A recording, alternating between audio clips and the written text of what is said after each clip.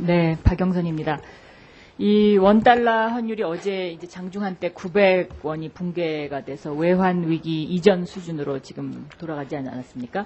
이 환율이라는 게 이제 경제계 어떤 경제 체온계 같은 거고 또 이제 체력과 관련이 되는 것인데 지금 재경부에서는 이 원달러 환율 어떤 시각에서 바라보고 계시는지요?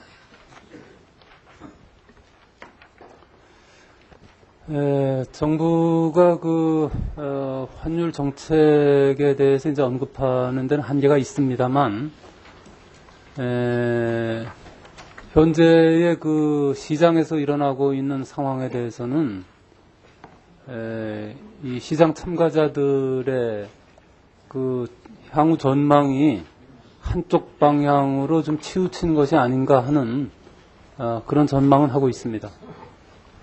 그러면 너무 급락하고 있다고 보시는 겁니까?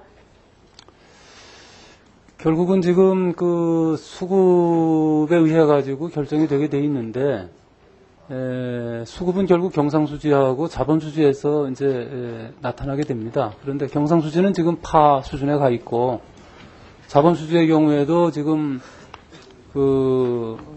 국내에 풍부한 축적된 부가 해외로 지금 나가고 있는 그런 상태에 있기 때문에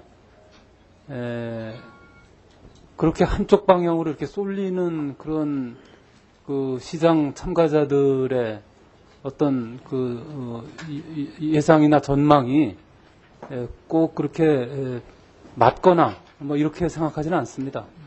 그러니까 지금 우려를 하고 계시는 거군요. 네. 그렇다면은 이 원달러 환율의 어떤 중장기적인 어떤 적정 가치는 어느 선 정도라고 예측을 하고 계세요? 그 부분은 이제 산업에 미치는 여러 가지 환율의 영향 이런 부분으로 이제 판단이 되어야 될 것으로 생각을 합니다만, 현재의 수출 채산성 부분이라든지 이런 부분에서 비추어 볼 때는 수출의 호조가 지속되고 있는 그런 면을 감안할 때 기업이 감내하는 수준 정도에는 있지 않나 하는 생각은 해봅니다. 지금 이미 이제 시장에서는 800원대가 대세다 해갖고 약 840원 선까지 예측하고 나서고 있는데, 이 원달러 환율이라는 게 어느 정도 불확실성보다는 예측이 가능할 때 오히려 기업이 여기에 대한 대처가 생기지 않습니까? 그래서 이 재경부의 이 원달러 환율에 대한 시각이 저는 참 중요하다고 생각을 하고 있는데, 지금 기업이 감내할 수 있는 수준으로 본다라는 이 발언이 900원대를 말씀하시는 건지 800원대를 말씀하시는 건지 요즘 질문을 좀 드려봐야 되겠네요. 글쎄, 시장의 정부 정책 당국의 발언 한마디 한마디가 영향을 미치기 때문에, 지금 의원님 질문하신 사항에 대해서 정확하게 답변 드리기는 저는 바람직하지 않다고 생각합니다. 다만, 분명히 투기적인 그런 움직임에 대해서는, 정부가 그것을 차단하려고 하는 의지가 있다는 점을 말씀드리는 것 하나 하고, 또 하나는 시장 참가자들의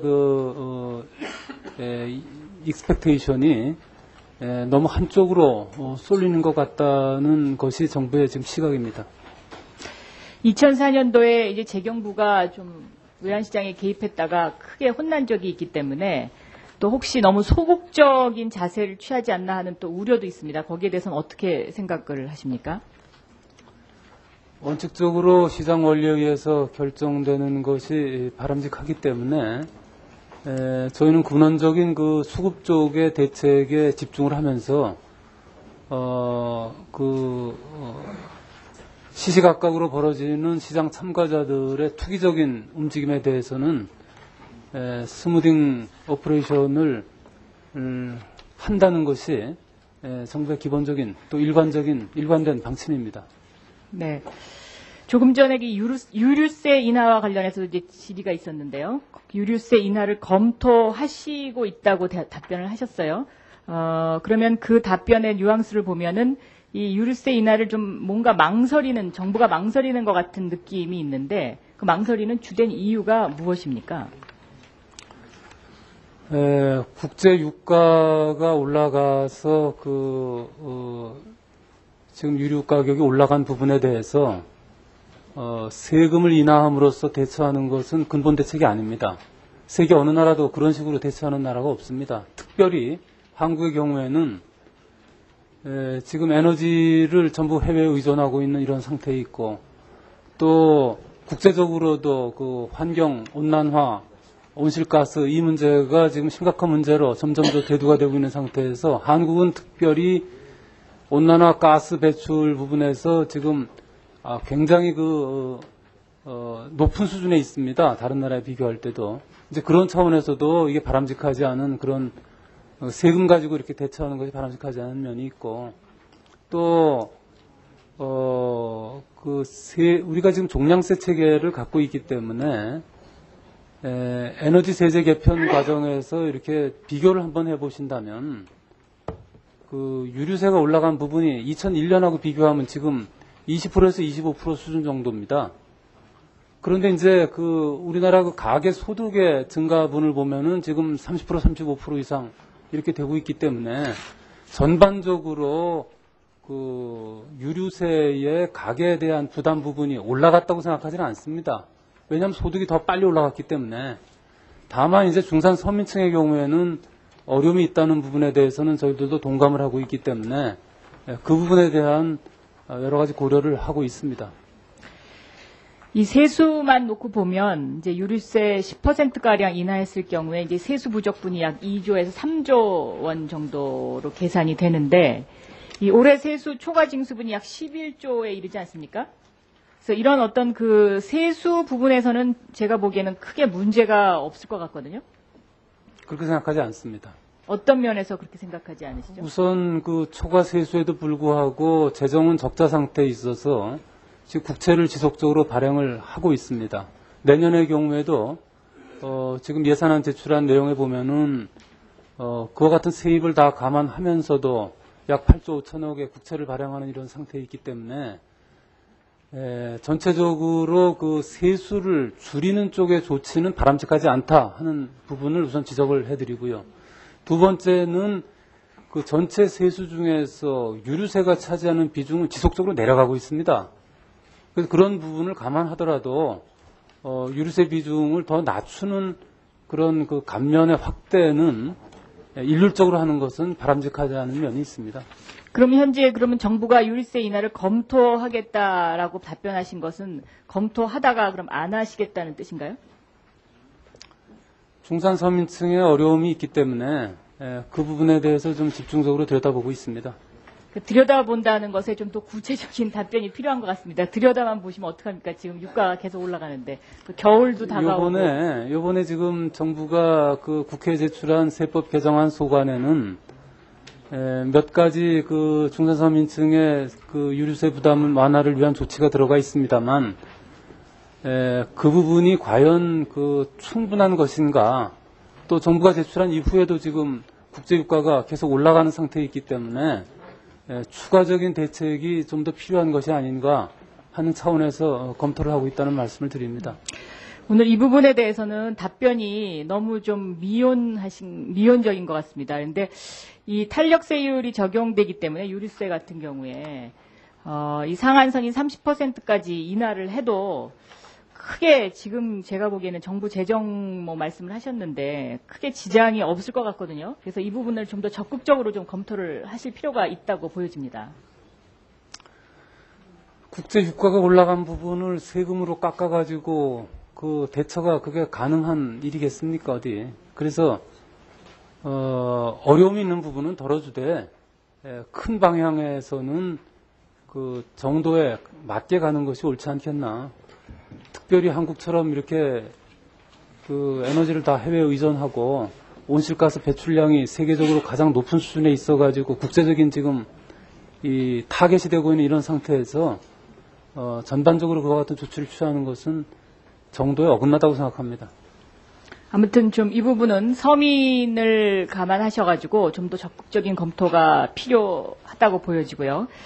이 한미 FTA 체결과 관련해서 오늘 아침 보도를 보면은 이 미 의회에서 내년 이후에나 가능하다라는 그런 발언이 나왔어요. 여기에 대한 정부 대책은 무엇입니까?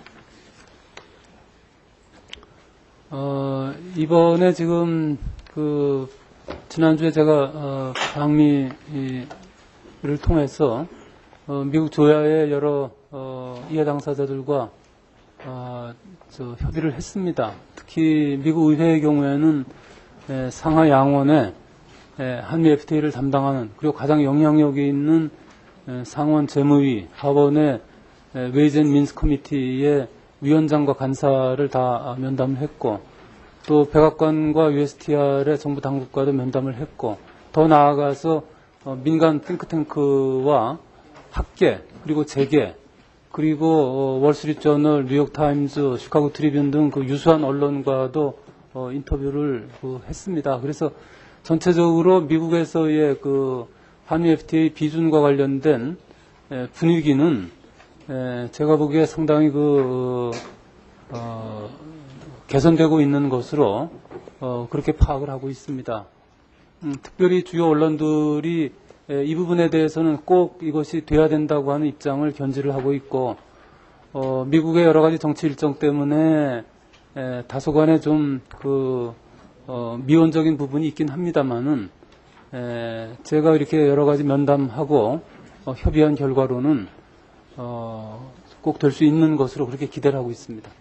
그래서 우리 정부의 대책은 어떻습니까? 한미 간의 여러 가지 정치 일정과 또 한미 FTA 비준 동의가 지연될 경우에 나타날 수 있는 대단히 큰 기회 비용을 감안한다면은 조속히 비준 동의를 처리하는 것이 저는 바람직하다고 생각을 합니다. 이미 국회에 비준 동의안이 제출이 되어 있기 때문에 국회에서의 심의를 통해서 논의 과정을 거쳐서 조속히 처리해 주실 것을 저희들이 요청을 하고 있습니다. 그럼 이번 정기국회에서 처리를 아직도 희망하고 계시다는 말씀이시죠? 네. 이제 다음 질문은요.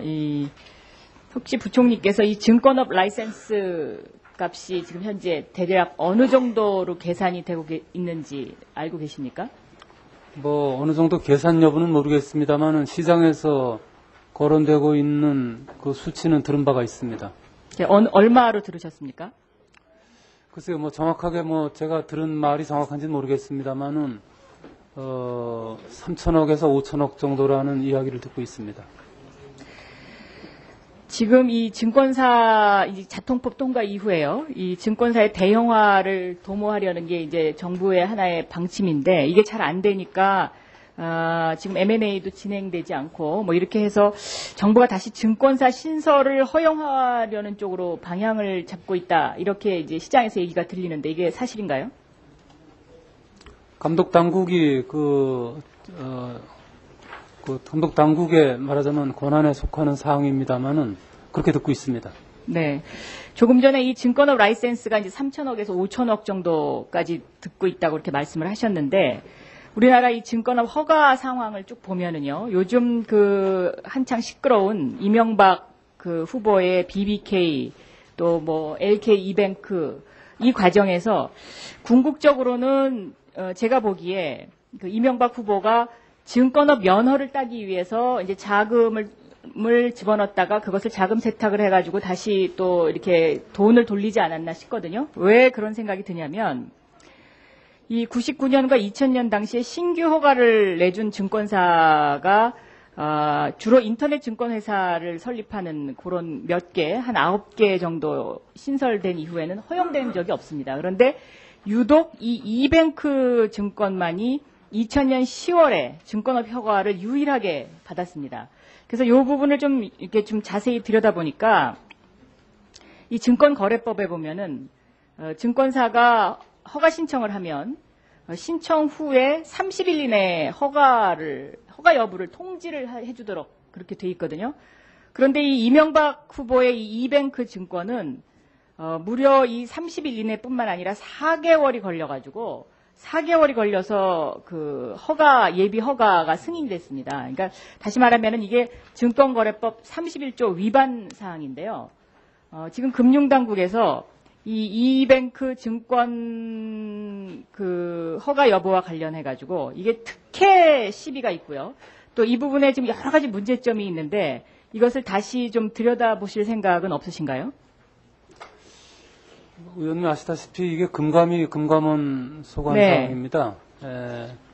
금감원에 한번 뭐 어떻게 돼 있는지 한번 확인을 해보도록 하겠습니다. 아니 왜냐하면 이게 금감원에서 허가해주는 사항이긴 하지만 이 금융당국에서 이러한 절차가 제대로 됐는지 이런 부분을 제대로 알아야 이게 금융정책에 반영이 될 것이 아닙니까? 그래서 이 부분이 좀 지금 현재 좀 제가 보기엔 상당히 문제가 있다고 보여지고요. 특히 이제 이 EBK 증권중개 이 설립 허가 과정을 보면은 그 출자자, 그다음에 주주관계 확인서 이제 이런 걸 제출을 하게 돼 있는데 이 주주들이 지금 다 거짓으로 기록이 돼 있단 말입니다. 첫째 이제 이 김재정 그 처남 김재정 비고란을 보면 특수관계인 관련 없음으로 돼 있고요. 또 크리스토퍼 킴하고 김경준이 동일 인물임에도 불구하고 서로 다른 사람인 것처럼 대주주로 돼 있거든요. 그런데 이 증권사 신설 허가 과정에서 보면 대주주 출자 자금 조성 내역을 밝혀야 하고 또 청문회 과정도 거치게 돼 있는데 이것이 지금 서류상으로 보면은 제대로 돼 있지가 않습니다, 현재. 그리고 이 김경준 그 진술서를 보면 이 BBK라든가 LK 이뱅크라든가 이뱅크 증권중개라든가 이 관련된 데에 들어간 자본금 190억 원이 모두 다스로부터 온 것이고 다 이명박 씨의 것이라는 그런 진술 주장이 있거든요. 그럼 이런 거를 봤을 때 결과적으로는 지금 BBK라든지 LK 이뱅크 뭐 이런 모든 것을 통해서 증권회사 면허를 하나 따기 위해서 지금 자금 세탁을 했다는 이런 결론에 도달할 수 있습니다. 그리고 이 과정에서 AM 파파스라든가 이 주식 거래 과정에서도 가장 거래일 가능성이 상당히 있는데 제가 보기에는 지금 이 금융감독원이나 금융감독위원회의 감독 기능에 문제가 있는 것 같아요. 이런 부분이 분명히 허위로 기재되어 있는 대주주 부분도 지금 발견해내지 못한 부분이 있고요.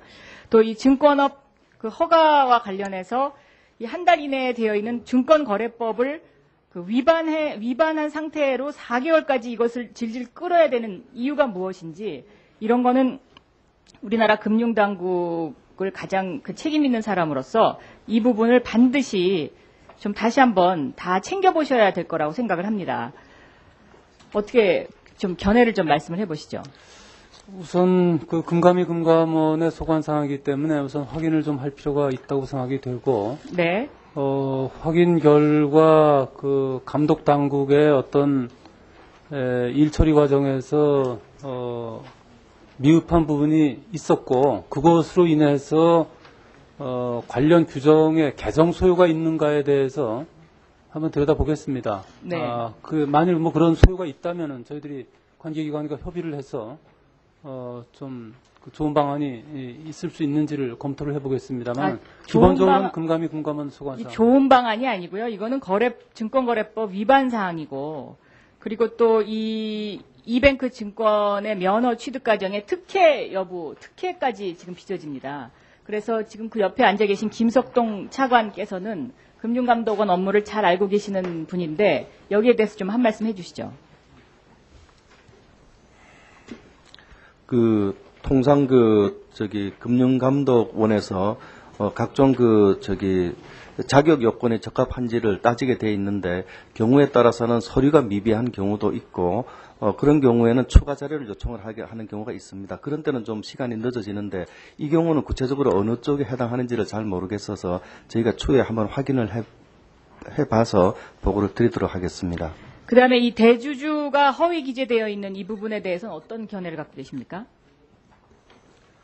그 부분에 대해서도 저희가 사실 확인을 한번 해보고 금융감독원과 한번 협의를 해봐야 되겠습니다. 왜냐하면 이 증권사 신설 허가 과정에 대주주 출자자금 조성 내역이 첫째 지금 빠져져 있고요. 예. 그다음에 이 대주주도 지금 허위 기재되어 있기 때문에 이건 엄격한 법 위반입니다. 여기에 대한 견해를 좀 밝혀주시죠.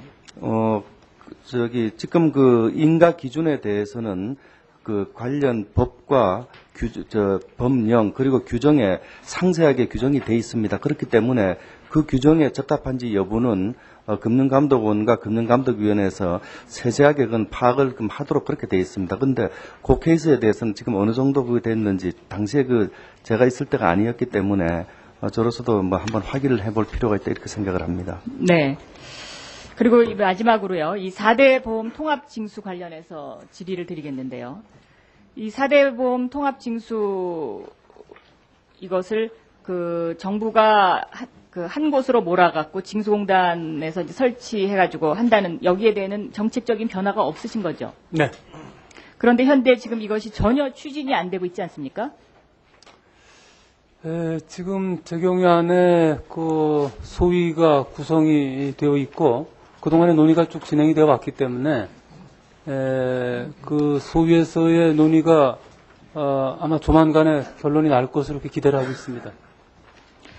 그런데 지금 한나라당이 지금 이거를 이제 그동안 쭉 반대를 해왔었고 또 이것을 뭐 금융 소유로 가져가냐 조세 소유로 가져가냐 이런 이유로 계속 지금 시간을 계속 한나라당 측에서 이걸 끌고 있는데 일부에서도 보도가 나오긴 했습니다만은 이 4대 보험 통합 징수가 안 됨으로 인해서 가장 그 이득을 보는 그 집단이 예를 들면 뭐 전문직 고소득 자영업자라든가 또 임대 사업자라든가 이런 부분이거든요.